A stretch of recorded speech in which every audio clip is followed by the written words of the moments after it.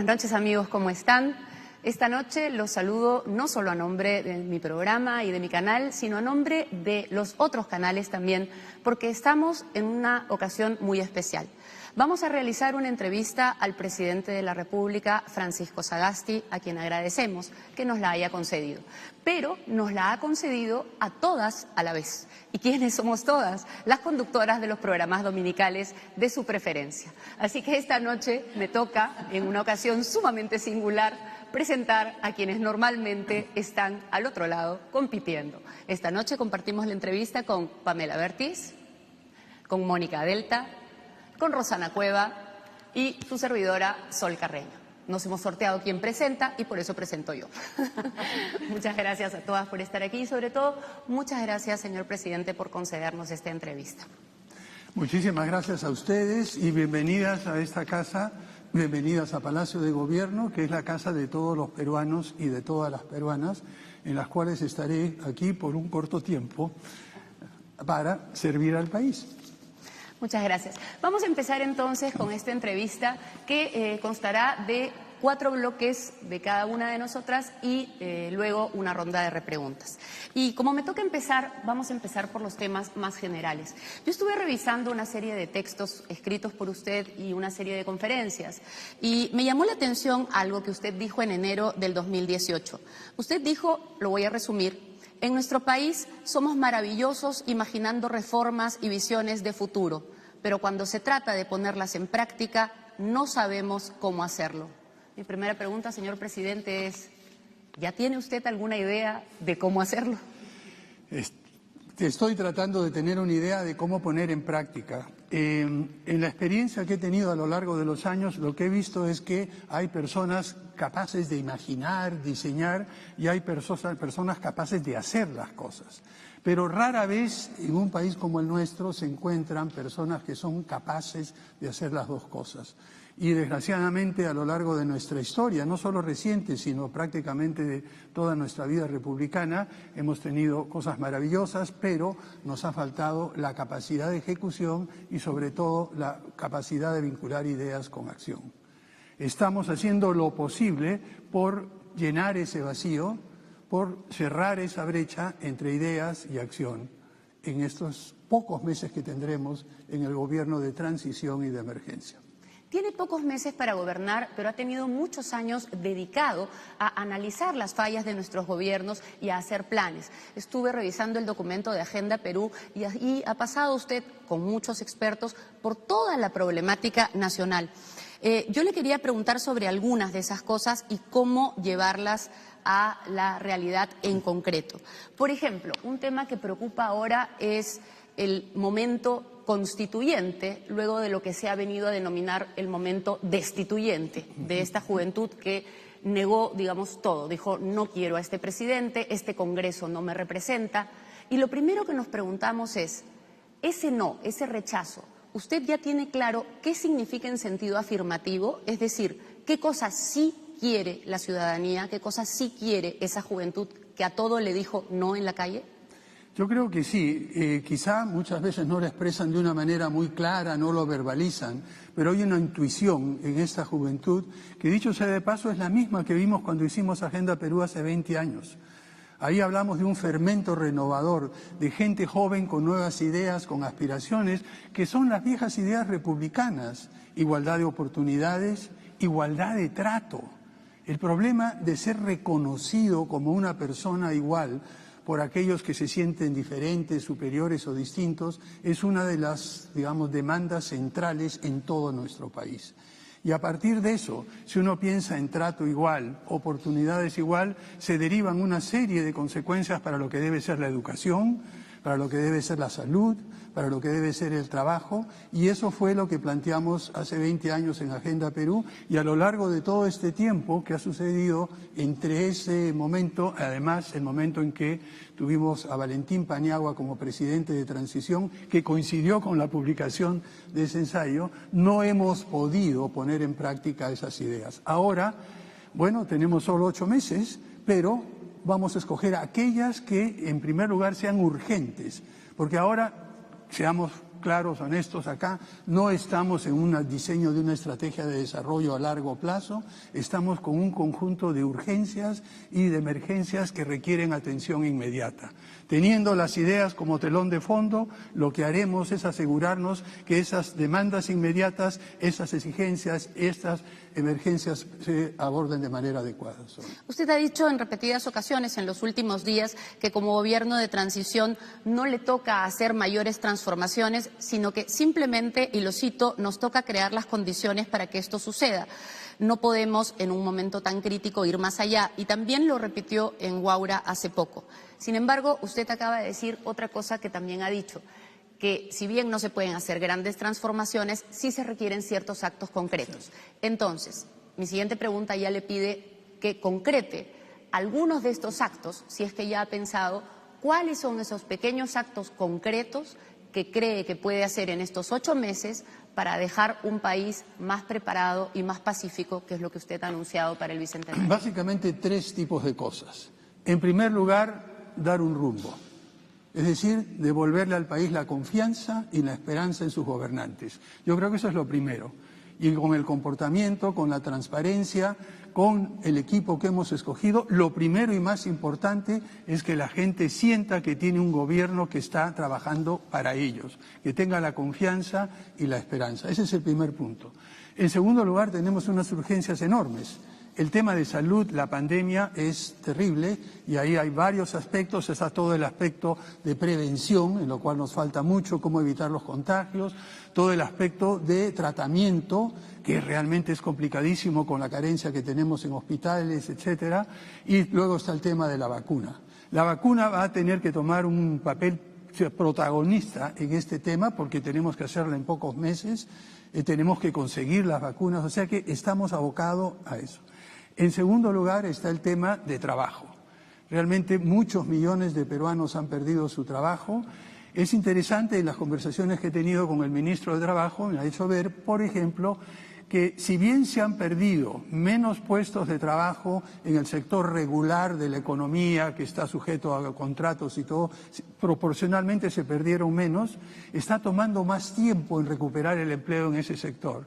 En cambio, en el sector irregular, lo que se usa informal, no me gusta usar la palabra informal porque significa demasiadas cosas y esconde más de lo que revela. Pero digamos aquellos que se generan sus propias maneras de ganarse la vida, lo que popularmente se llama los cachuleros, los que tienen 2 o 3 trabajos, los que se generan su propia chamba, para ponerlo en criollo, aquellos que tienen 2 o 3 trabajos, los que trabajan temporalmente, son los que más sufrieron en términos de disminución de empleo a partir de marzo y abril, pero son los que aparentemente se están recuperando un poco más rápido. ¿Qué vamos a hacer ahí? Ver cuáles son las medidas que podemos tomar oportunamente para reactivar la economía, apoyar a aquellos que se generan sus propios puestos de trabajo, estimular a las empresas que vuelvan a generar empleo. Ese es el segundo tema. Educación. Bueno, en educación tenemos que andar en búsqueda del tiempo perdido, es hacer una cita literaria. Desgraciadamente, por una serie de circunstancias, no hemos podido tener un ciclo regular, ni siquiera a distancia, con la mayoría de estudiantes en todo el país. Tenemos que hacer un plan, y eso lo estamos conversando con el ministro de Educación, para que en los próximos meses primero podamos recuperar el tiempo perdido y luego, durante el próximo año, el 2021, hacer una mezcla de, en algunos casos, guardando todos los temas de distancia corporal y distancia física, volver a educación presencial. En otros casos, hacer una mezcla de educación virtual y educación presencial que pueden complementarse, y en otros, ver cómo podemos trabajar con educación virtual. Nota a pie de página. Para esto último, estamos armando un grupo de trabajo para ver cómo acelerar la cobertura de Internet de calidad, sobre todo en zonas rurales. Estas son algunas de las cosas. Hay otras más muy puntuales, pero ese es el ejemplo. Pero digamos que dentro de las acciones concretas que me ha mencionado, varias están aún en etapa de plan, por decirlo de alguna manera. ¿Para cuándo cree que puede implementar algunas? Por ejemplo, ¿para cuándo cree que le puede prometer al país que va a realizar una campaña de vacunación de determinada cantidad de personas? ¿O para cuándo puede prometerle al país que va a regresar a clases semipresenciales? Mire, no sé cuándo exactamente, no, pero por ejemplo, en el caso de vacunas estamos trabajando intensamente. Todos los días, desde que he llegado a este cargo, he estado trabajando con el Ministerio de Salud, con el Ministerio de Relaciones Exteriores, con representantes del sector privado. He contactado a expertos internacionales que por la experiencia que he tenido a nivel internacional y son conocedores del tema para pedir consejo y ayuda. Y estamos en este momento, yo calculo que la próxima semana, el próximo sábado, tendremos una reunión para armar un equipo grande. El desafío es enorme en este caso de las vacunas, porque no hay manera de hacer llegar, una opción es hacer llegar 22 a 23 millones de vacunas en el lapso de 3 meses. Y la vacuna no es como un proceso electoral en que uno lleva los papeles y lo llena. Cada equipo de vacunación, cada brigada tiene 6 personas, el vacunador, el registrador, una persona local, tiene a una persona del ejército, a un miembro de las fuerzas policiales y estamos tratando de incluir un voluntario joven que tenga manejo de redes y pueda mandar información, movilizar a la gente. Hacer eso en 18.000 puestos en un periodo de 2 a 3 semanas, capacitando a los vacunadores con la participación del ejército, la participación de la policía, es una tarea gigantesca. Entonces, eso lo estamos haciendo ahora. ¿Por qué? Lo ideal sería, si logramos obtener los contratos, hacer todo este proceso de vacunación en gran medida hacia fines del primer trimestre, es decir, entre marzo y parte de abril. Muchas gracias por la respuesta. Continúa esta entrevista. Rosana Cueva. Gracias, presidente, por esta entrevista. Yo quería ya empezar a entrar a algunos sectores y de manera puntual el Ministerio del Interior. 14 exministros han firmado un comunicado cuestionando la decisión que se ha tomado respecto a este retiro de varios generales, ¿no? Y también el expresidente Martín Vizcarra lo ha calificado de un error. ¿Considera usted que hubo algún tipo de equivocación? No probablemente en el fondo, pero en la forma. Mire, hay momentos en que es imposible separar el fondo de la forma, y menos aún cuando estamos en una situación de emergencia, en una situación crítica con respecto a seguridad, y seguridad en todo sentido, seguridad en salud, etcétera. La decisión fue absolutamente constitucional, no hay duda, consultamos, vimos, este es un caso extraordinario de renovación de cuadros. Muchos de los expertos que han citado algunas cosas indicando de que esto no es constitucional se han quedado en la mitad de un artículo en el cual habla de la renovación ordinaria. Aquí hemos hecho una renovación extraordinaria. Eso es lo primero. En segundo lugar, cuando uno encuentra una situación como la que hemos visto, y ustedes han reportado en todos sus programas lo que ha sucedido con la violencia policial, digamos, desproporcionada. Ustedes han reportado en más de una oportunidad la situación de corrupción en la policía, en casos críticos en los cuales se ha jugado incluso con la vida de los efectivos policiales al incurrir en actos de corrupción para equipos de protección médica. Cuando uno tiene eso en consideración, cuando uno sabe que está dentro del marco de la ley total y absolutamente, y cuando ve que en los mandos mayores, de altos mandos, hay personas que están involucradas, ya sea en estos actos de violencia por la línea directa de mando o en actos de corrupción, entonces uno tiene que pensar muy bien qué grado de confianza puede tener en los altos mandos en un momento tan complicado. Claro, pero el punto está que se ha pasado a retiro a 18, ¿no es cierto? 18 generales. No estoy segura si todos formaron parte de este comando operativo en el caso de estos actos de violencia que efectivamente se han acreditado o en el caso de esos actos de corrupción. Es ahí donde entra en todo caso este debate que te dicen legalidad, en este caso versus institucionalidad. Y ya en anterior oportunidad, y con el presidente Paniagua además, también se pasó a retiro a varios que terminaron reincorporándose porque se había hecho de manera irregular. ¿Podemos estar corriendo ese riesgo en esta oportunidad? Mire, yo creo que vamos por partes, ¿no? El primer tema que usted mencionó, si las normas que rigen a la policía pudieran interpretarse de tal manera de que saco al número 9, saco al número 7, eso no se puede hacer. Realmente uno tiene, cuando quiere escoger a alguien, que en el cual tiene confianza, tienen que salir todos los anteriores. Desgraciadamente, estas son las normas rígidas de la jerarquía en las Fuerzas Armadas y en las fuerzas policiales, primero.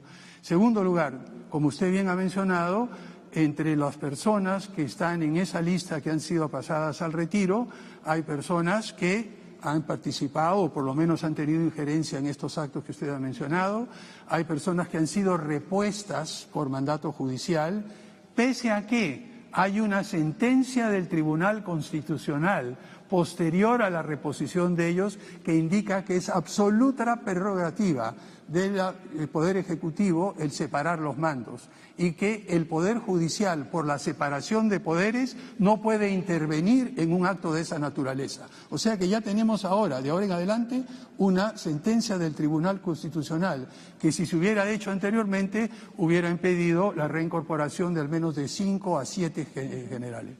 Y en tercer lugar, hay otro grupo que están involucrados en estos actos que ustedes han denunciado. Pero eso sí tiene usted razón. Queda un grupo de gente, quedan 3 o 4 altos mandos que están limpios. Si hubiera sido posible hacer lo que usted plantea y escogerlos y luego de poner encima, desgraciadamente no es posible hacer eso. Ya.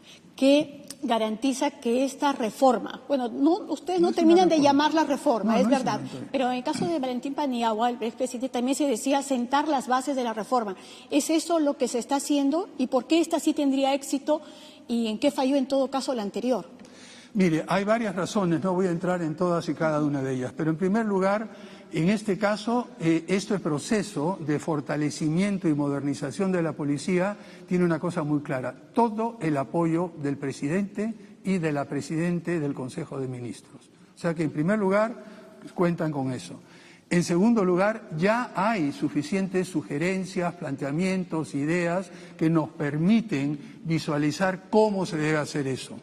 En tercer lugar, al hacer intervenir a Servir y a los funcionarios civiles en todo lo que es la gestión administrativa y financiera, eliminamos uno de las tentaciones y problemas más graves que ha tenido la policía a lo largo de su historia.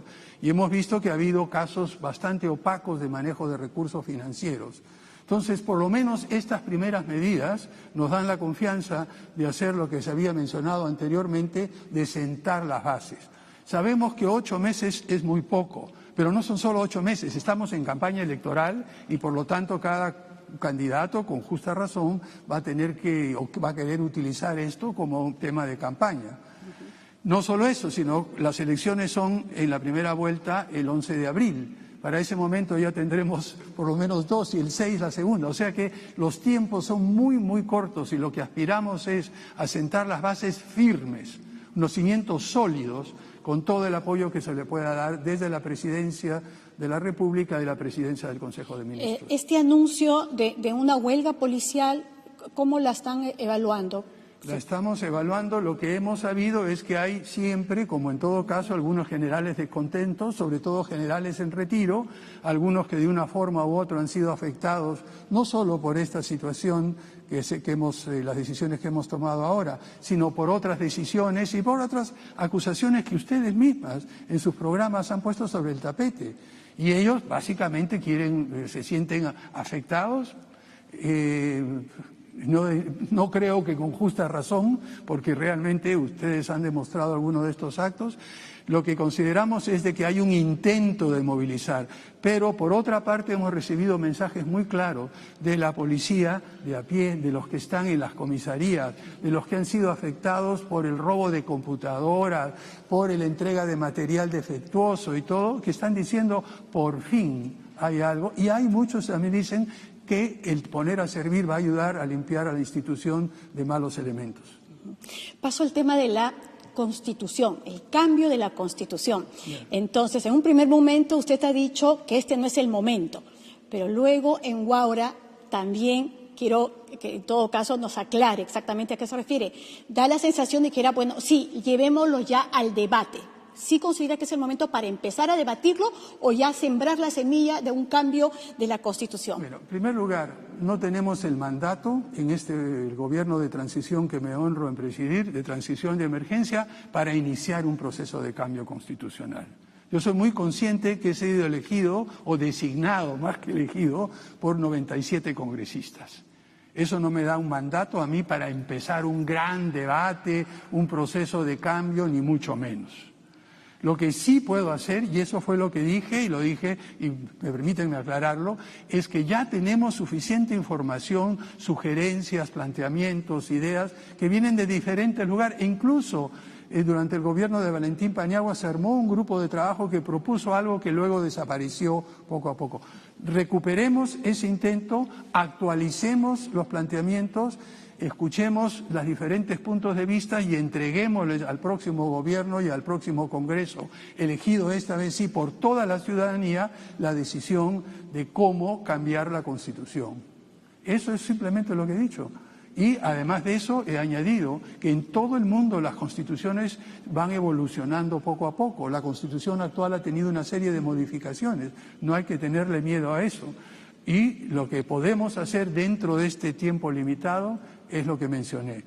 Recoger información, sentar las bases. Ya en este momento el Acuerdo Nacional está convocando a un grupo, nos parece excelente que ese sea el escenario que lo haga, pero no vamos a ir más allá.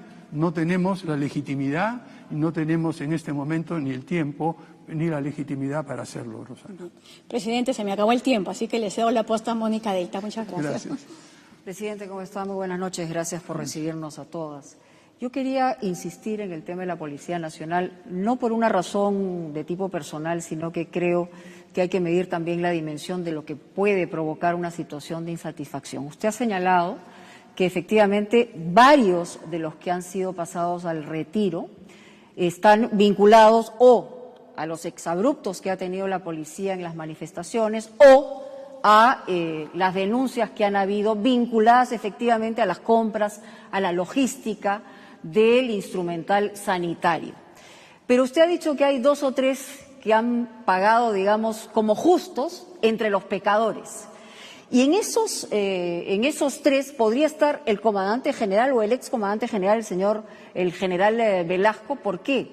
Él ha estado en la unidad de cuidados intensivos, no ha estado en las manifestaciones, ha tenido adherencia y ha mostrado públicamente que hay una disconformidad en la decisión que usted ha tomado. Es decir, en esa sensación, en esa relación, ¿se ha medido bien lo que podría provocar una insatisfacción en esos niveles?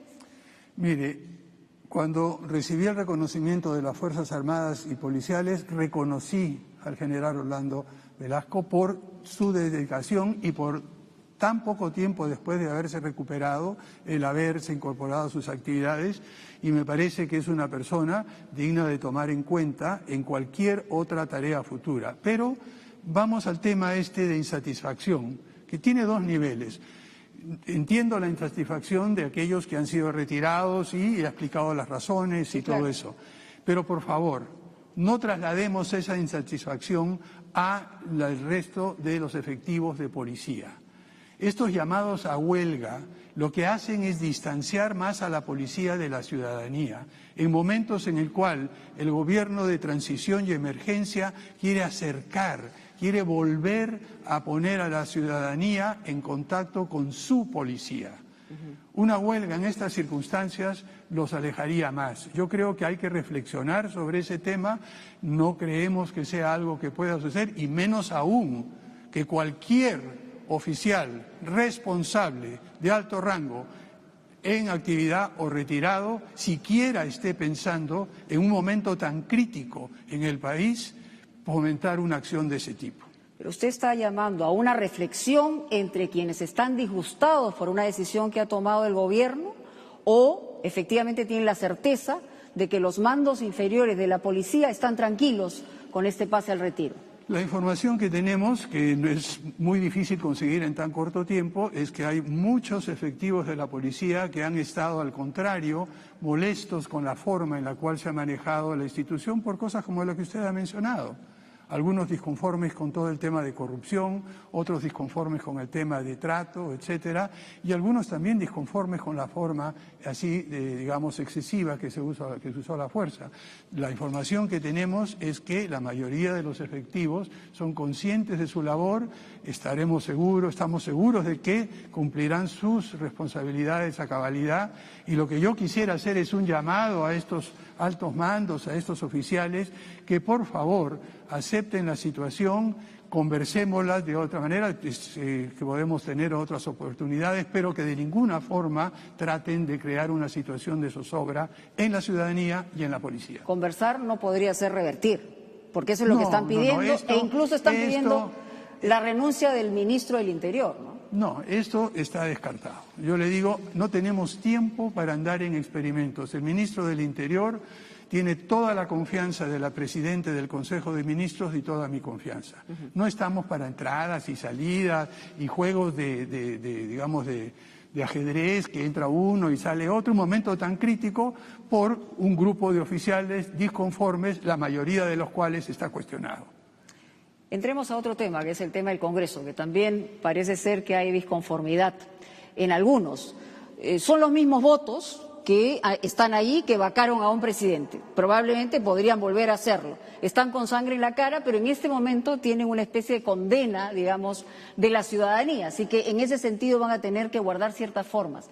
Pero ya yendo al tema presupuestal, es decir, tratan de poner como caballito de batalla una serie de inversiones o proyectos que tienen los congresistas, que eso generaría un problema dentro del presupuesto del 2021.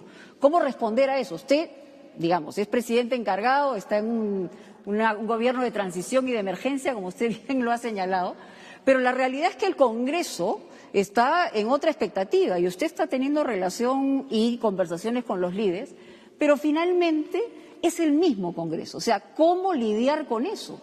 Con los apetitos populistas que tienen los mismos congresistas. Usted ha estado ahí, conoce perfectamente eso. Bueno, mire, he estado en la Comisión de Presupuesto y me ha tocado con ellos debatir, algunas veces me he abstenido, otras veces he votado, pero eso ya es historia del pasado, dejé atrás todo ese periodo de congresista.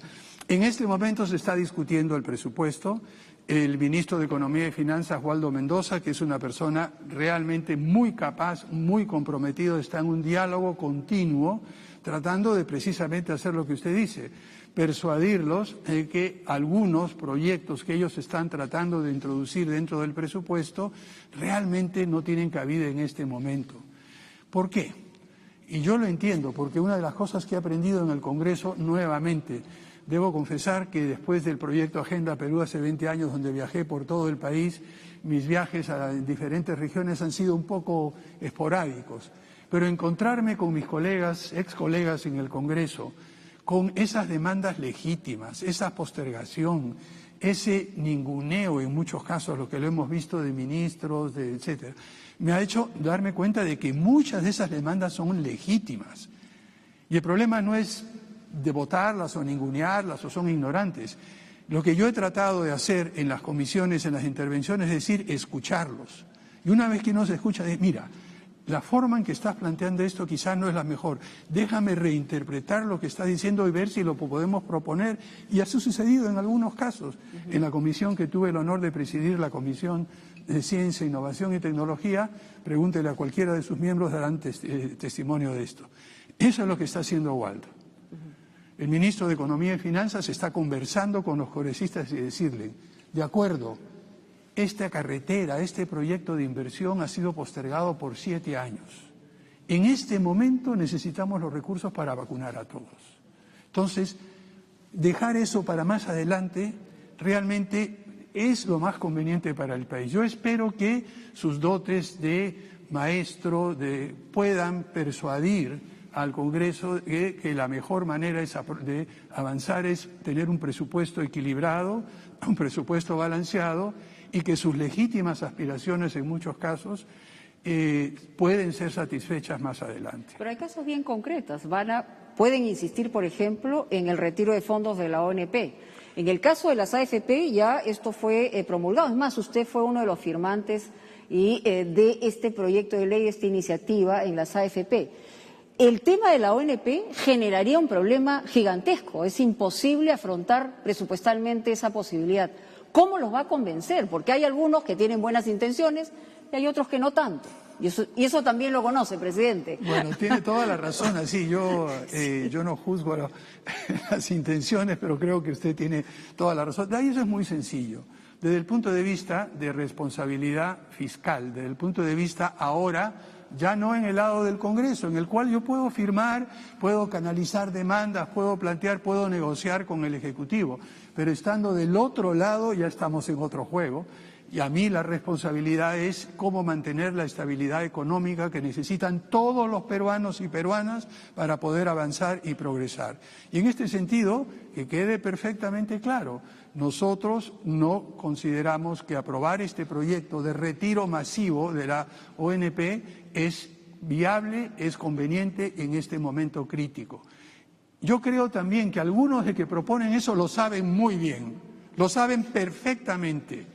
Saben que no es posible, saben que están usando argumentos que apelan a la ciudadanía, pero en realidad significan en la práctica dejar sin pensión a 600.000 mayores de 65 años y crear huecos enormes que a futuro dejarán sin pensión. Lo saben, se les ha explicado hasta la saciedad.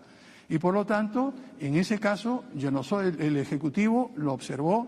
Si se pasa por insistencia, lo llevaremos al Tribunal Constitucional. Que quede perfectamente claro ese tema. Me han dado el tiempo, le agradecemos muchísimo, presidente, y le pasamos a Pamela Gertis. Tenemos que ir a la pausa, ¿verdad? Sí, vamos a la pausa en esa entrevista con el presidente Francisco Sagasti y regreso para formular mis preguntas. Gracias.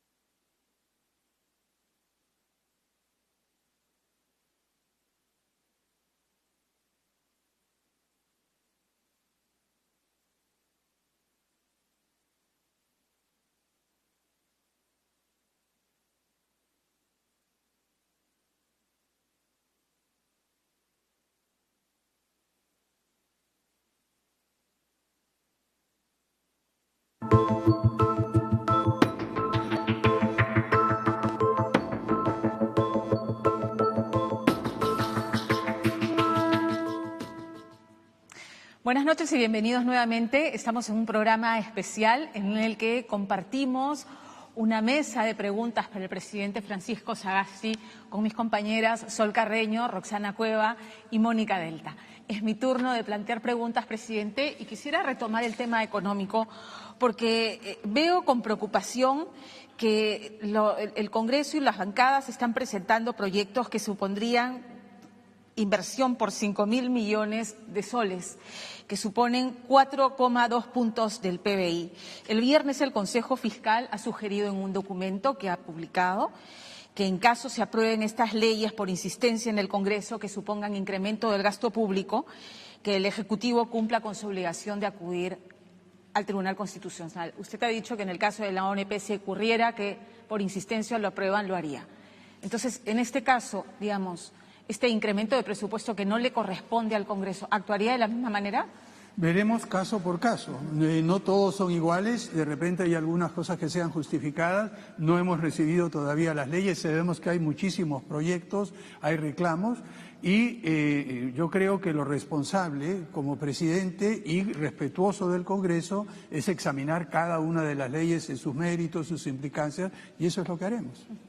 Ayer nomás, Humberto Acuña, que es el presidente de la Comisión de Presupuesto y que además es una persona que tiene pendiente que se le levante la inmunidad para ir a responder ante la justicia porque ya tiene una sentencia, ha presentado 276 proyectos adicionales por 1.546 millones.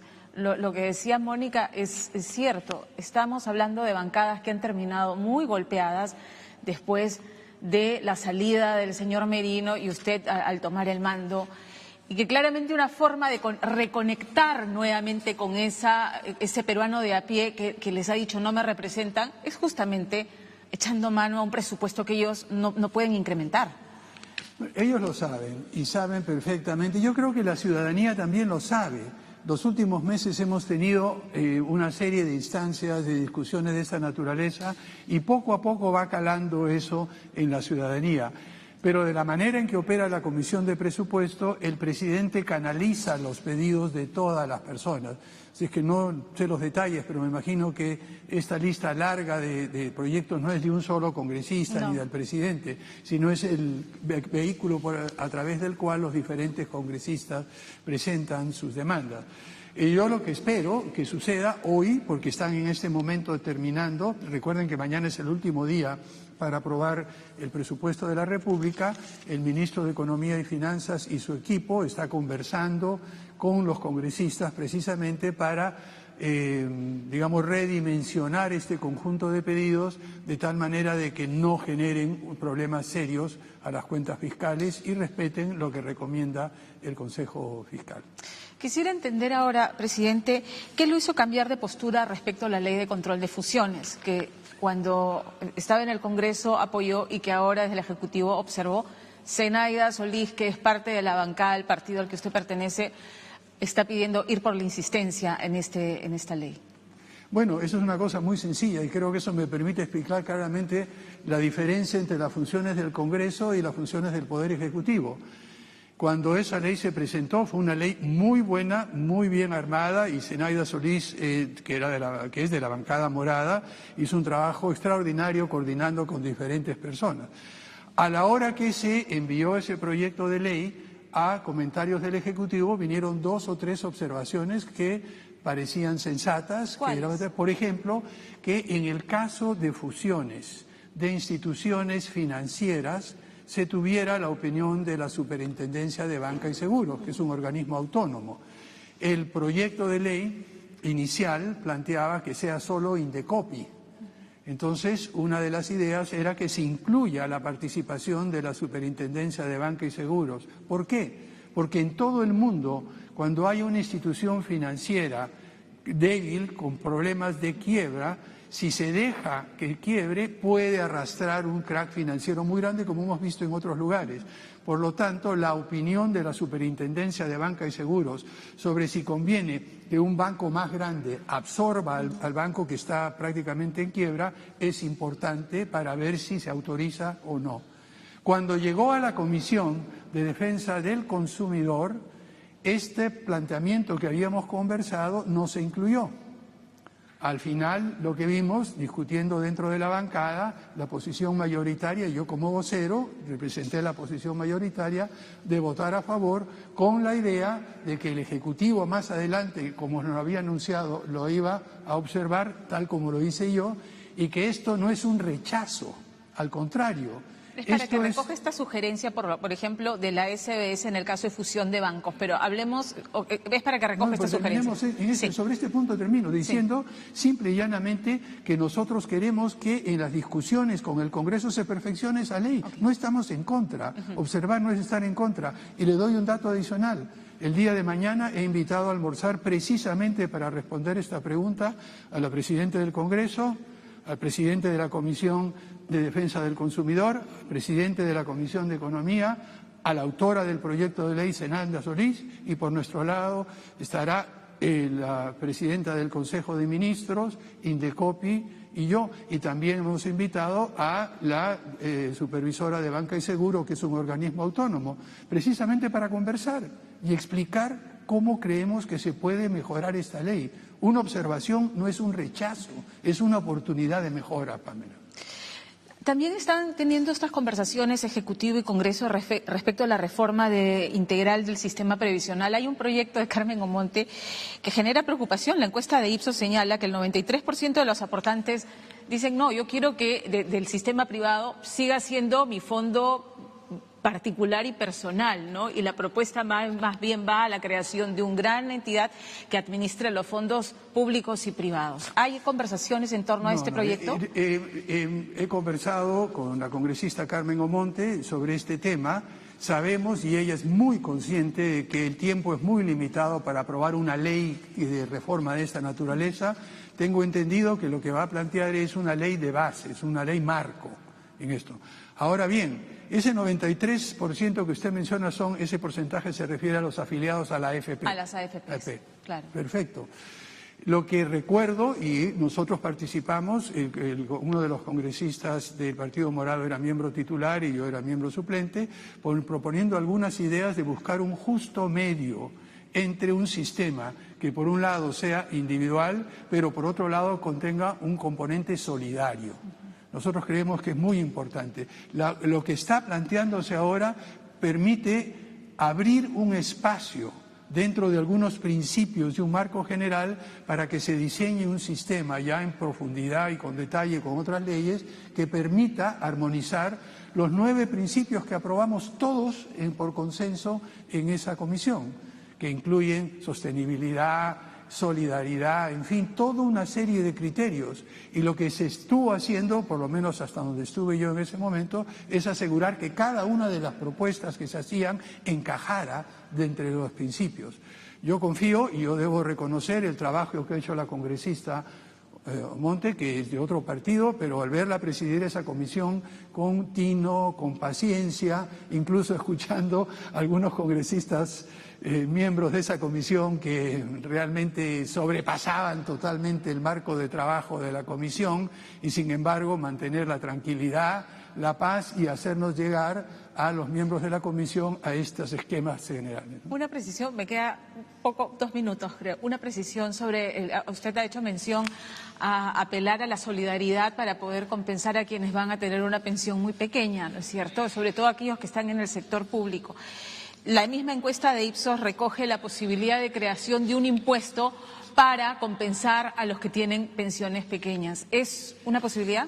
Mire, hay muchas posibilidades. Algunas de las, por ejemplo, de los medios de pasar de esta ley marco a la práctica, usar parte del IGB, aunque el IGB con su 18% está siendo perforado, por tanto, que al final va a quedar un GBI, ¿no? Una cosa negativo.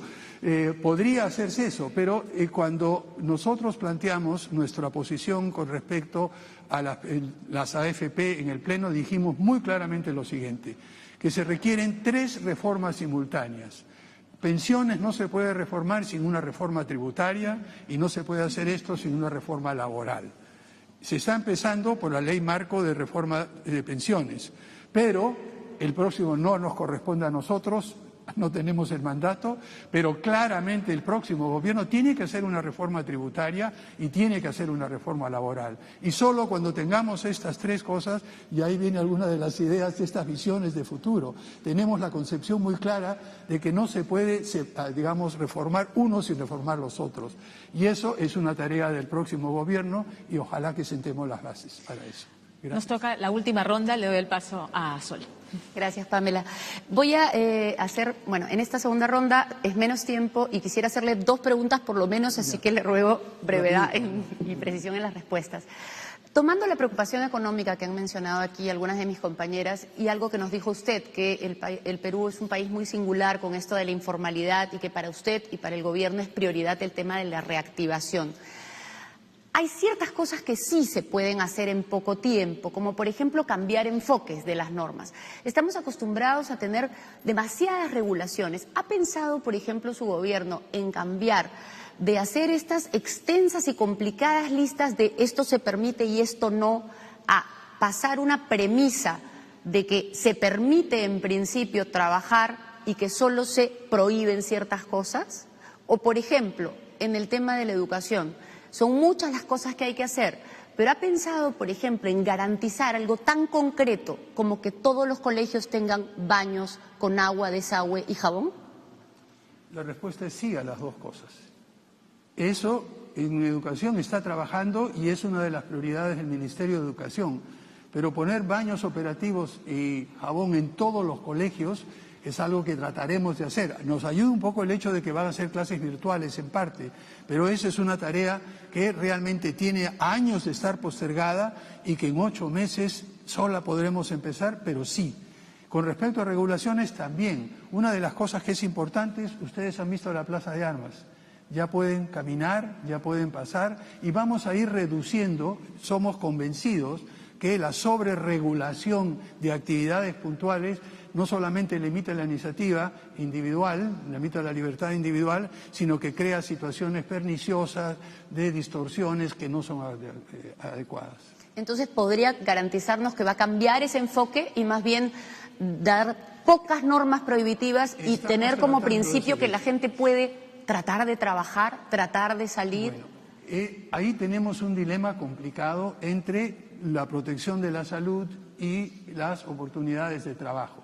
Pero claramente estamos en esa dirección. La reunión que tuvimos esta mañana y que hemos tenido en las sesiones del Consejo de Ministros anteriores, la ministra Massetti, el ministro de Producción, la ministra de Turismo, etcétera, hemos conversado de buscar justo ese medio de ir reduciendo poco a poco.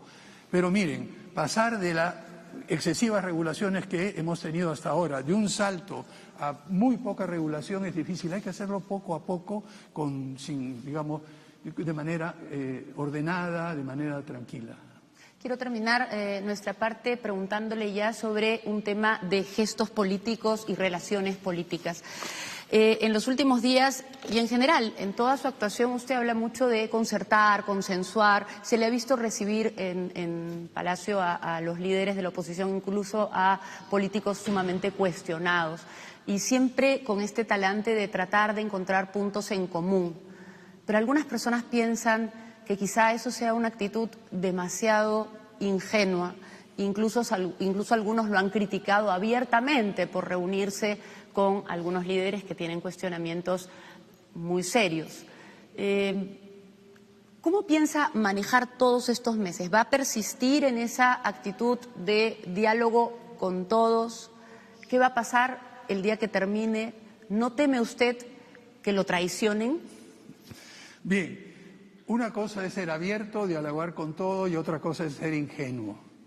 Y para ser ingenuo ya tengo demasiados años de vida. Tenga usted por seguro que conozco esto muy claramente, sé muy bien, y que algunos decían es una persona muy blanda, es el abuelito, digamos, simpático, bonachón, que realmente no tendría la posibilidad de tomar acciones con mano dura. Pero tenga por seguro una cosa, A mí no me tiembla la mano ni cuando escribo, ni cuando acaricio, ni cuando golpeo. Así es que tengan toda la tranquilidad del caso, que cuando de la conversación cordial se pasa a un nivel en la cual vemos intentos de desestabilización, traiciones directas, ahí perfectamente tendré la determinación de parar estas cosas en seco. ¿No tiene usted temor de que este periodo sea utilizado para perjudicar al partido al cual usted pertenece? Mire, pertenezco al partido, fui uno de los fundadores, pero el día que entré a este palacio, el día que juramenté en el Congreso, para mí cambió la situación. Yo ya no soy un militante del Partido Morado, soy el presidente de todos los peruanos y peruanas. Y mi orientación, mi manera de trabajar, mi enfoque no tiene que ver absolutamente nada con el Partido Morado y mantendré, y estamos dando una directiva al gobierno de mantener absoluta neutralidad en este proceso electoral. Muchas gracias, señor presidente. Rosana. Siguiendo la línea de preguntas de Sol, debo interpretar que se siente confiado en que la primera ministra Violeta Bermúdez va a tener, digamos, el respaldo en el Congreso el día 3 y 4, cuando pide el voto de confianza, confiando en la palabra empeñada por estos grupos políticos. Más que en la palabra empeñada, que es un factor muy importante, lo que confío es en la sensatez, la generosidad y la capacidad de reflexión de mis colegas, mis antiguos colegas en el Congreso. Yo creo que en el fondo, con diferentes perspectivas, diferentes maneras, todos tenemos una visión de querer lo mejor para el Perú. Y ellos saben perfectamente que añadir más inestabilidad en este momento preciso sería malísimo para todo. Hemos empezado a toda velocidad en 10 días de trabajo, estamos negociando con los proveedores de vacuna, estamos viendo cómo reactivar la economía, estamos viendo cómo mantener la seguridad interna, estamos viendo cómo garantizar la educación. Una negación del voto de confianza crearía muchísimos problemas y atrasaría todo esto. Permítame ingresar ahora al tema de salud y puntualmente a lo del COVID, las medidas que se tendrían que tomar probablemente los próximos días o semanas, y una tiene que ver también con manejar la reactivación económica y al mismo tiempo impedir que haya una segunda ola. Algunos de los mensajes que nos llegaban cuando anunciamos que veníamos a la entrevista es cuándo se van a reabrir algunas actividades. Por ejemplo, el señor me decía, trabajo en casinos y hasta ahora no podemos volver, los del sector turismo, por ejemplo. Y por otro lado, se anuncia que el toque de queda ya empezaría a regir a partir de las 12 de la noche, pero todavía no se anuncia eso oficialmente. ¿Qué medidas son las que tenemos que esperar los ciudadanos? Las medidas que usted está diciendo. Entre el momento que se firma y se publica, a veces pasa un día y medio, pero están en camino. Ya lo del toque de queda está decidido y firmado. Con respecto a la reactivación, hay un decreto legislativo que en este momento está relajando. No estamos simplemente prorrogando el estado de emergencia que teníamos anteriormente. En el Consejo de Ministros tomamos la decisión de revisarlo totalmente y no simplemente prorrogar. Ya no estamos para eso. Sale un nuevo decreto. En el caso de los casinos se requiere un decreto especial por la naturaleza de la actividad, pero ya está en camino eso también. O sea que todo lo que usted dice en los próximos días lo va a ver en la práctica. Respecto a la vacuna, presidente, se conoce que con quienes se ha firmado, sí, un contrato ya sellado es con Pfizer, ¿no es cierto? Pero esto requiere un sistema de mantenimiento de frío que en el Perú no existe, menos 60 o menos 70 grados, que si no lo tenemos, simplemente corremos el riesgo de perderla. Y estamos hablando de lo que sería el primer lote, el más importante. ¿Cómo va a solucionar eso? Bueno, vamos a resolver la cuadratura del círculo, digamos, para ponerlo así. Lo que estamos haciendo es lo siguiente. En primer lugar, el contrato con Pfizer se ya viene negociando ya hace varios meses. Es una cosa que hemos encontrado y está en la etapa puramente de detalles finales, etc.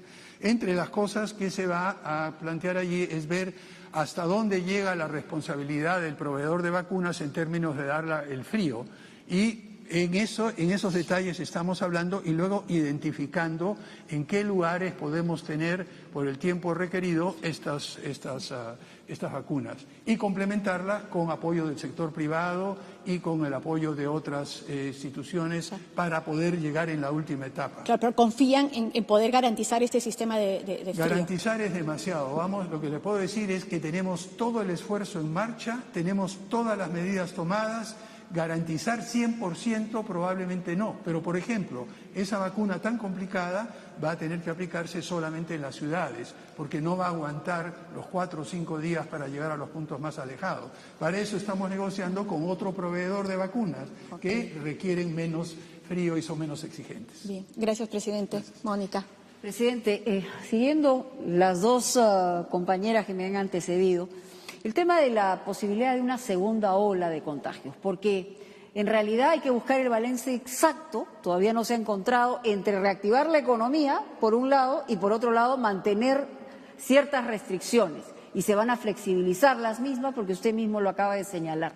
Pero ¿hay esa posibilidad de una segunda ola? Es decir, según la información que pueda dar la ministra de Salud y todo el conjunto de gente, ¿qué cosas señala en ese sentido? O sea, ¿cómo estamos enfrentando y en qué momento estamos? Bueno, los detalles los puede dar la ministra de Salud, que es excelente y tiene toda la información. Lo que le puedo adelantar muy brevemente es que en la mayoría de otros países se han dado una segunda ola y vemos la tragedia que es en Estados Unidos, los problemas de Europa. Probablemente venga algo. Lo que estamos observando no es tanto una ola, sino, hablando un poco en criollo, un tumbo. Un pequeño aumento que no sabemos si va a hacerse más grande o no. Y la otra cosa que estamos observando son rebrotes localizados. No entendemos muy bien por qué, y así ha sucedido en otras partes del mundo, y tampoco se sabe muy bien por qué. Lo que estamos haciendo es lo que les mencioné anteriormente. Todos los días estamos monitoreando, todos los días aprendemos algo, todos los días acumulamos información y vamos adaptando con flexibilidad los planes y la manera de actuar. Lo importante también es asegurarnos que si viene esa segunda ola, tengamos el mínimo de facilidades para poder atenderla.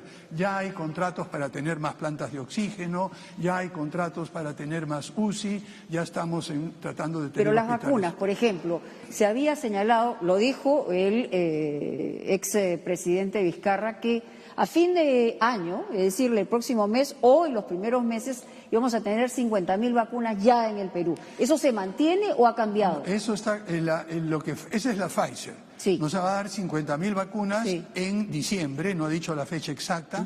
50.000 vacunas significa 25.000 personas. Porque son 2 dosis. Son 2 dosis, sí. Lo que vamos a hacer es usar esas 25.000 como una prueba piloto. Vamos a probar el sistema de logística poniendo un equipo que haga un seguimiento para ver qué funciona, qué no funciona, qué aprendemos de esta. Vamos a hacerla en ciudades con características muy distintas para ver si la temperatura, la distancia, los sistemas de almacenaje, en otras palabras, diseñando esas 50.000 vacunas que vienen en diciembre para aprender lo máximo posible para cuando venga ya el lote grande de vacunas que empezaremos a aplicarlas probablemente en marzo, abril y más seguro abril. Aunque es corto el tiempo, hemos empezado hablando del problema institucional en la policía y de la cúpula, pero aterricemos el tema en el tema de la delincuencia. O sea, ¿qué es lo que se va a hacer para enfrentar esta situación de inseguridad? Porque evidentemente es una de las preocupaciones mayores que hay en este momento en la población. Cosas concretas. El ministro del Interior está preparando una lista de acciones concretas. Una de las que hemos hablado va a ser renovar la lucha contra la corrupción. Hay una lista larga que no quisiera mencionarla ahora. Es un título grande, ¿no? Renovar la lucha. El titular es que vamos a continuar luchando contra el crimen organizado, pero también contra los raqueteros, contra los sicarios y contra ver cómo movilizamos a la policía de tal manera de prevenir el crimen de pequeña monta, entre comillas, que afecta a todos los robos, los asaltos, etcétera. Allí vamos a tener que tener una estrategia muy centrada en la ciudadanía, muy centrada en los barrios. Vamos a ver si algunas de las cosas que se tenían en Barrio Seguro pueden realizarse, pueden reactivarse, pero más adelante el propio ministro del Interior dará la información y la presidenta del Consejo de Ministros anunciará en su plan, en su presentación en el Congreso, cómo haremos eso, Mónica. Muy bien. ¿Podremos ir a la playa el fin de semana o no? solamente para terminar. Con distancia corporal y distancia física, porque no queremos hablar de distancia social. Los seres humanos somos sociables por naturaleza. Lo que tenemos que hacer es mantener esa conexión social, pero separándonos corporalmente y físicamente. Le doy el pase a Pamela. En el tema de pandemia, las clases presenciales, retomar el próximo año clases presenciales, ¿de qué va a depender? Me preocupa un poco que sigue quedando como gaseoso. ¿Cuáles son los precontratos de compra? ¿Con qué laboratorios? ¿De cuántas dosis vamos a disponer? Se habla de vacunar a 24 millones de peruanos antes de las elecciones del 11 de abril. No, antes no, ya. Alrededor de. Entonces, el tema de retomar clases presenciales. Mire, ahí tenemos las vacunas son para los mayores de 18 años. No, yo sé, claro, pero profesores... Entonces, claro, ahí lo que vamos a tener que hacer es lo que mencioné anteriormente, ir región por región, ciudad por ciudad. No podemos en un país tan diverso como el nuestro pretender desde el Ministerio de Educación dar una solución para todos. El ministro de Educación, bajo la coordinación de la presidenta del Consejo de Ministros y con la participación de la ministra de Salud, están viendo precisamente dónde podría hacerse presencial.